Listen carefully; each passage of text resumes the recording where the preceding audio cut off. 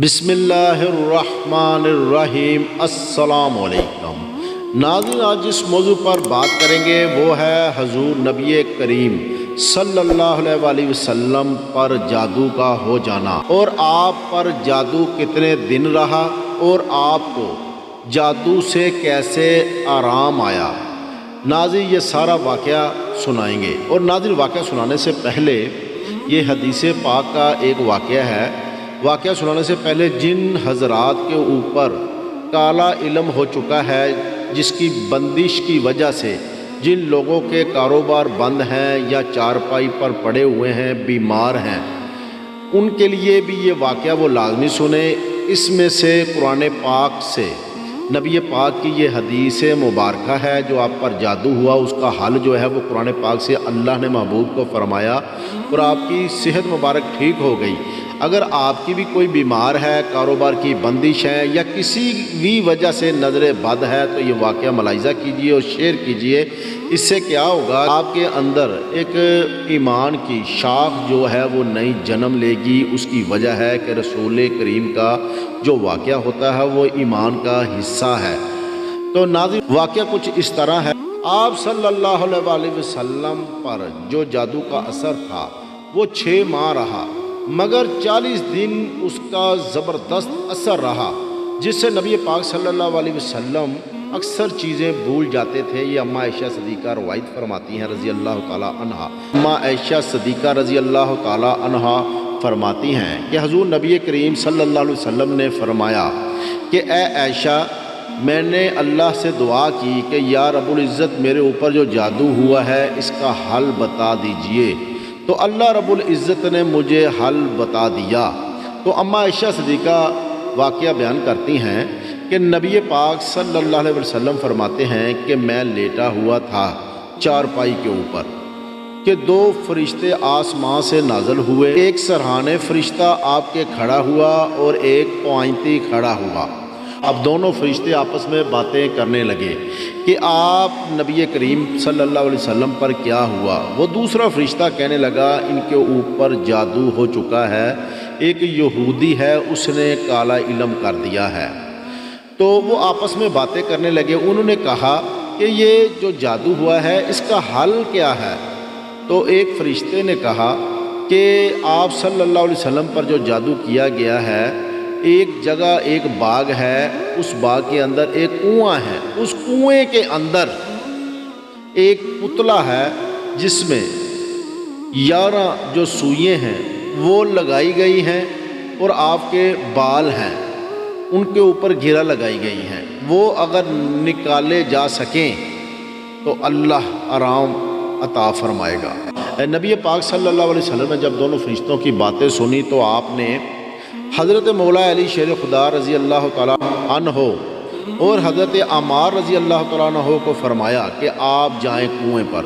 جب کنویں کے نیچے آپ اترے مولا علی شیر خدا رضی اللہ تعالیٰ عنہ، تو کنویں کی ایک سائڈ پہ دیکھا تو ایک موم کا پتلا تھا جس کے اندر تقریباً 11 سوئیں لگی ہوئی تھی، اور نیچے آپ کے جو بال تھے وہ تھے، ان کو بھی گرہ لگائی گئی تھی۔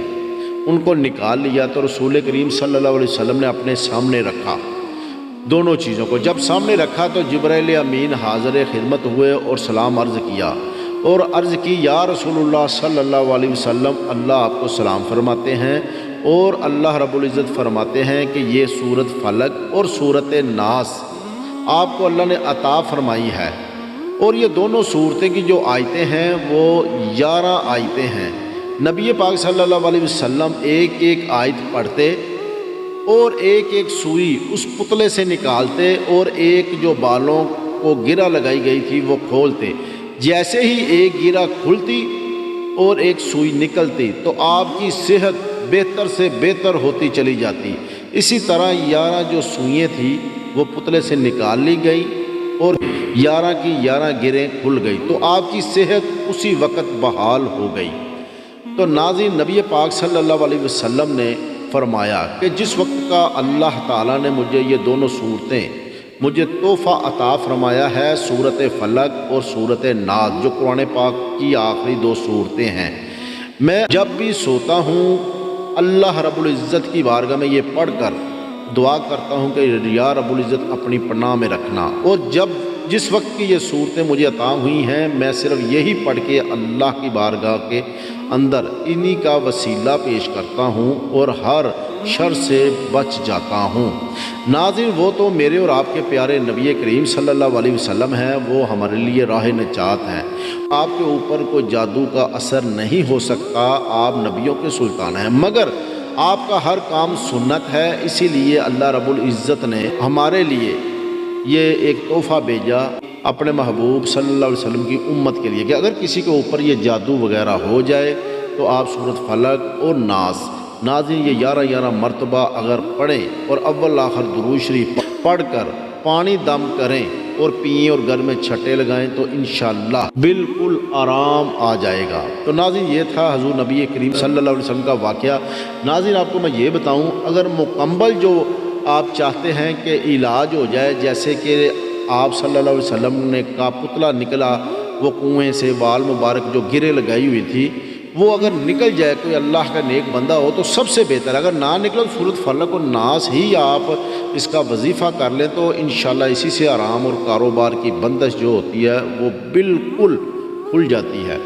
और मैंने ख़ुद भी वो शख्सियत, वो नेक हस्तियाँ देखी हैं और जादू वगैरह अपनी आँखों से निकलता हुआ देखा है कि अगर किसी के ऊपर जादू वगैरह हो चुका है तो मैंने अपनी आंखों से देखा है कि अल्लाह के नेक बंदे ने कलाम इलाही पढ़ के तकरीबन 20 से 30 लोग बैठे हुए हैं और उनके सामने पुतला वगैरह या कोई जो हड्डी वगैरह होती है या कोई भी जिनके ऊपर जादू होता है आंखों के सामने आ जाता है और वो निकाल लेते हैं और उसी वक्त आराम आ जाता है। मैंने उनसे पूछा ये क्या माजरा, उन्होंने कहा ये सुन्नत रसूल है सल्लल्लाहु अलैहि वसल्लम। जैसे नबी पाक पर जादू हुआ तो आपके पुतला वगैरह निकला तो सेहत सही होगी, मैंने भी ये चिला किया हुआ है। तो नाज़रीन ऐसे जो बुज़ुर्ग हैं अल्लाह पाक उनकी दीन दुनिया बेहतर फरमाए और वो नेक बुज़ुर्ग हैं। मैं ऐसा ये वाक़या बुज़ुर्गों का इसलिए बताना चाहता हूँ कि ऐसे नेक बुज़ुर्गों की सोबत लेनी चाहिए, क्योंकि वो कहते हैं दुआ फ़कीरां और रहम अल्लाह।